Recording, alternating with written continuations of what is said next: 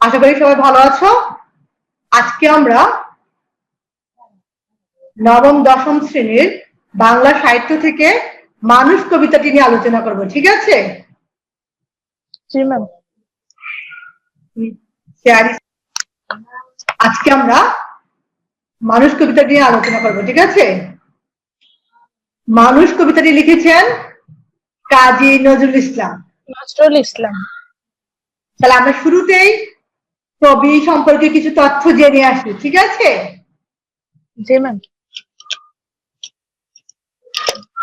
আচ্ছা, শুরুতে যখন তথ্য জানতে হবে, এর জন্য কিন্তু এই বইয়ে আমাদের কিছু তথ্য দেওয়া নাই। মা, হ্যাঁ ম্যাম। তুমি শুনতে পাচ্ছ? জি ম্যাম। এর আগের পাঠে দেখো কাজী নজরুল সম্পর্কে অনেকগুলো তথ্য দেওয়া আছে, তুমি ওই তথ্যগুলো পড়ো। আগের পাঠে দেখো। জি ম্যাম, পাইছি। ওকে, আমরা শুরুতেই কাজী নজরুল ইসলাম সম্পর্কে কিছু তথ্য জেনে নিই, তাই না? বলো। কাজী নজরুল ইসলাম 11ই জ্যৈষ্ঠ 1306 সনে 24শে মে 1899 সালে ভারতের পশ্চিমবঙ্গের বর্ধমান জেলার আসানসোল মহকুমার চুরুলিয়া গ্রামে জন্মগ্রহণ করেন। ছোটবেলায় তিনি লেটো গানের দলে যোগ দেন। পরে বর্ধমানে ও ময়মনসিংহের ত্রিশাল থানার দরিরামপুর হাই স্কুলে পড়াশোনা করেন। 1917 সালে তিনি সেনাবাহিনীর বাঙালি পল্টনে যোগ দিয়ে করাচি যান। সেখানেই তার সাহিত্য জীবনের সূচনা ঘটে। তার লেখায় তিনি সামাজিক অবিচার ও পরাধীনতার বিরুদ্ধে সোচ্চার ছিলেন। এজন্য তাকে বিদ্রোহী কবি বলা হয়। বিদ্রোহী কবি বলা হয়। তিনি আমাদের জাতীয় কবি। জাতীয় কবি। বাংলা সাহিত্য জগতে তার আবির্ভাব এক নতুন দিগন্তের উন্মোচন করে। কবিতা, উপন্যাস, নাটক, ছোট গল্প, প্রবন্ধ ইত্যাদি সাহিত্যের সকল শাখায় তিনি প্রতিভার স্বাক্ষর রেখেছেন। তিনি গজল, খেয়াল ও রাগ প্রধান গান রচনা করে খ্যাতি অর্জন করেন। আরবি ফার্সি শব্দের সার্থক ব্যবহার তার কবিতাকে বিশিষ্টতা দান করেছে। মাত্র 40 বছর বয়সে কবি দুরারোগ্য রোগে আক্রান্ত হয়ে বাকশক্তি হারিয়ে ফেলেন। বাংলাদেশ প্রতিষ্ঠার পর অসুস্থ কবিকে ঢাকায় আনা হয় এবং পরে তাকে বাংলাদেশের নাগরিকত্ব প্রদান করা হয়। তাকে স্বাধীন বাংলাদেশের জাতীয় কবির মর্যাদায় ভূষিত করা হয়। তার অসাধারণ সাহিত্য কীর্তির জন্য ঢাকা বিশ্ববিদ্যালয় তাকে সম্মানসূচক ডি.লিট উপাধি প্রদান করেন। তার রচিত কাব্যগুলোর মধ্যে অগ্নিবীণা, বিষের বাঁশি, ছায়ানট, প্রলয় শিখা, চক্রবাক, হিন্দু সিন্দুর বিশেষভাবে উল্লেখযোগ্য। ব্যথার দান, রিক্তের বেদন, শিউলিমালা, মৃত্যু ক্ষুধা, কুহেলিকা ইত্যাদি তার রচিত গল্প ও উপন্যাস। যোগবাণী, দুর্দিনের যাত্রী ও রাজবন্দির জবানবন্দি তার উল্লেখযোগ্য প্রবন্ধ গ্রন্থ। 29শে আগস্ট 1976 সালে কবি ঢাকায় শেষ নিঃশ্বাস ত্যাগ করেন। ঢাকা বিশ্ববিদ্যালয় মসজিদ সংলগ্ন প্রাঙ্গণে তাকে পরিপূর্ণ রাষ্ট্রীয় মর্যাদায় সমাহিত করা হয়েছে। ওকে, গুড। মেরিন, কেমন আছো? আলহামদুলিল্লাহ ভালো আছি। দেরি হয়ে গেছে, তা আমরা মানুষ কবিতাটির কবি কাজী নজরুল ইসলাম সম্পর্কে অনেকগুলো তথ্য জেনেছি, ঠিক আছে? মানুষ লিখেছেন কাজী নজরুল ইসলাম। গাহি সামনের গান, মানুষের চেয়ে বড় কিছু নাই, নয় কিছু মহিয়ান, নাই দেশ কাল পাত্রের ভেদ, অভেদ ধর্ম জাতি, সব দেশে সব কালে ঘরে ঘরে তিনি মানুষের গেতি। দেখো, কবি এই লাইন বলতে পারছে গাই সাম্যের গান। সাম্যের মানে কি? সমতার কথা বলা হয়েছে। সমতার কথা। মানুষের চেয়ে বড় কিছু নাই, ধর্ম বর্ণ আমরা যে ভেদাভেদ বলি সে ভেদাভেদ কোনো ভেদাভেদ থাকবে না। সবচেয়ে আমাদের বড় পরিচয় হচ্ছে আমরা সবাই মানুষ। ঠিক আছে? পূজারি, দুয়ার খোলো, ক্ষুধার ঠাকুর দ্বারে দুয়ারে পূজার সময় হলো, স্বপন দেখিয়া আকুল পূজারি খুলিল ভজনালয়, দেবতার বরে আজ রাজা টাজা হয়ে যাবে নিশ্চয়, জীর্ণ বস্ত্র শীর্ণ গাত্র ক্ষুধার কণ্ঠ ক্ষীণ, ডাকিল পান্থ, দ্বার খোলো বাবা, খাইনি তো 7 দিন, সহসা বন্ধ হলো মন্দির, বুখারী ফিরিয়া চলে, তিমি রাত্রি পথ জুড়ে তার ক্ষুধার মানিকি জলে। দেখো এই অংশে বুখারী হচ্ছে একজন ভিক্ষুক, ঠিক আছে?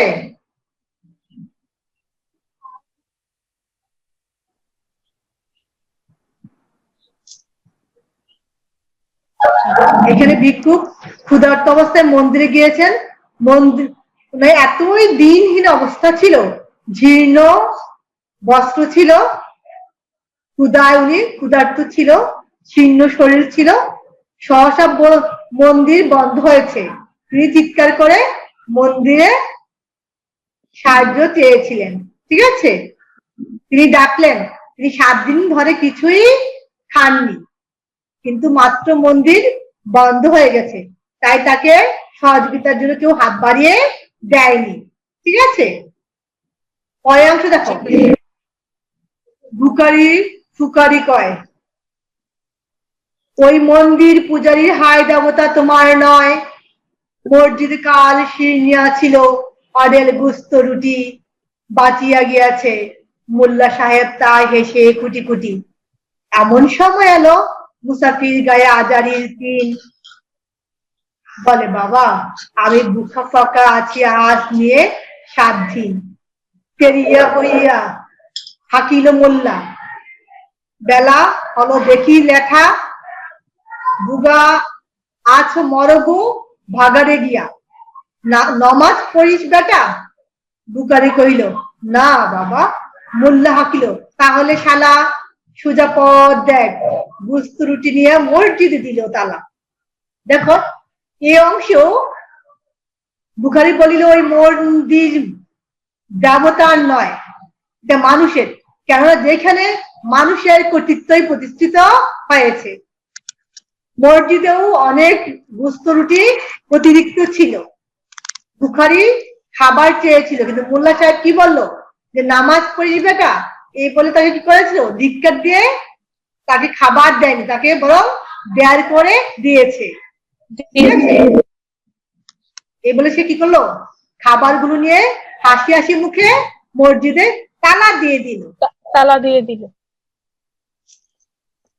বুখারী ফিরিয়া চলে, চলিতে চলিতে বলে, 80টা বছর কেটে গেল, আমি ডাকি তোমায় প্রভু, আমার ক্ষুধার অন্ন তাই তা বলে বন্ধ করনি প্রভু। দেখো এই অংশের বুখারী সৃষ্টিকর্তাকে বলেছে, আল্লাহকে বলেছে যে আমি তো আল্লাহকে ডাকিনি, 80টা বছর হয়ে গেল, তো আল্লাহ তো আমার রিজিক কখনো বন্ধ করে দেয়নি, তাহলে এই মসজিদে কেন আমাকে নামাজ পড়ে কিনা তা জানতে চেয়ে আমাকে খাবার দেওয়া হয়নি? তাহলে এই মসজিদ কাদের দাবি আছে? মানুষের দাবি, মানুষের কর্তৃত্ব প্রতিষ্ঠিত হয়েছে, ঠিক আছে? তবে মসজিদ মন্দিরে প্রভু নাই মানুষের দাবি, মোল্লা পুরুত লাগাইয়াছে তার সকল দুয়ারে চাবি।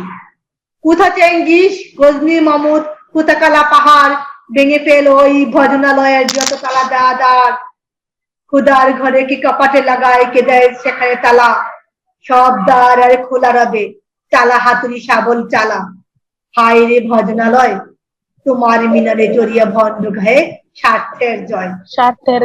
এখানে অংশ দেখানো হয়েছে কবি কি করেছেন, চেঙ্গিস খানকে গজনী মামুদ কালাপাড়কে আহ্বান করেছেন। এর আগে আমরা পড়েছিলাম গজনী মামুদ ভারতবর্ষকে কতবার 17বার আক্রমণ করেছিল, তাই না? তারা অন্যায়কে ভেঙে দিয়েছিল, অন্যায় প্রতিবাদ করেছিল, তাই তাদেরকে আহ্বান করা হয়েছে, তারা যেন এসে মোল্লা এবং পুরোহিত যে অন্যায় কাজ করছে সেই অন্যায় কাজের যাতে প্রতিবাদ করে। এই কবিতার মূল বিষয়বস্তু হচ্ছে সবার উপরে মানুষ সত্য, ঠিক আছে? আমরা মানুষ, প্রত্যেকে আমরা যার যার ধর্ম পালন করি, ধর্মে বিশ্বাস করি, কিন্তু যারা ধর্মে বিশ্বাস করে, ধর্মের অনুসারীরা, তারাও কি করে আসলে নিষ্ঠুর কাজ করে, মানুষ হয়ে মানুষকে তার অধিকার থেকে বঞ্চিত করে, তাই না? আমাকে ধর্মকে সবার উপরে স্থান দেয়, তাই না? আর আমরা ধর্মীয় অনুশাসন মেনে চলি, প্রত্যেকেই যার যার কাছে তার তার ধর্ম শ্রেষ্ঠ, আমরা ধর্মীয় নিয়ম কানুন মেনে চলি, কিন্তু ধর্ম কিন্তু কি বলেছে, মানুষের স্থান সবকিছুর উপরে দিয়েছে, তাই না? কিন্তু মোল্লা সাহেব এবং পুরোহিত কি করেছিল, বুখারীকে মানুষ হয়েও তাকে খাবার দেয়নি, তার সাথে নিষ্ঠুর আচরণ করেছে। মানুষ কবিতায় কবি এই কথাই তুলে ধরেছেন যে না, মানুষের স্থান সবকিছুর উপরে, ধর্ম বর্ণ এগুলোর ভেদাভেদ থাকবে না। আমরা বুঝতে পেরেছি? পারবো আগামী ক্লাসে আজকে প্রশ্ন করলে? কি পারবো তো ইমা? জি ম্যাম। মেরিন কি এখন মূল বিষয়টা বলতে পারবে? মেরিন,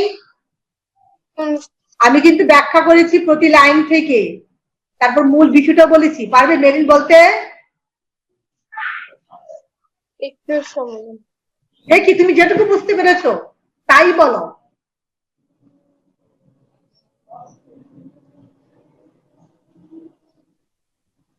হ্যাঁ মেরিন বলো।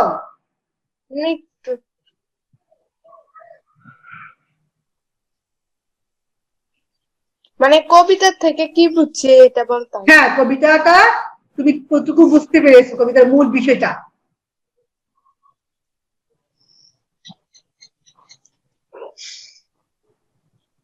শুরুতে কবিকে সাম্যের গায়ের কথা বলেছেন। সাম্য মানে কি? সমতা, সমান, সবার সমান, মানুষকে সবার উপরে স্থান দিয়েছেন। মানুষের বয়সে কোনো ভেদাভেদ থাকবে না, পার্থক্য থাকবে না, ধনী গরিব ধর্ম বর্ণ হিসাবে কোনো ভেদাভেদ থাকবে না। আমাদের সবচেয়ে বড় পরিচয় আমরা সবাই মানুষ। বুঝতে পেরেছি? ওকে, ইমা পারবে বলতে? ইমা? জি ম্যাম। হ্যাঁ দেখি মা কতটুকু বুঝতে পেরেছো?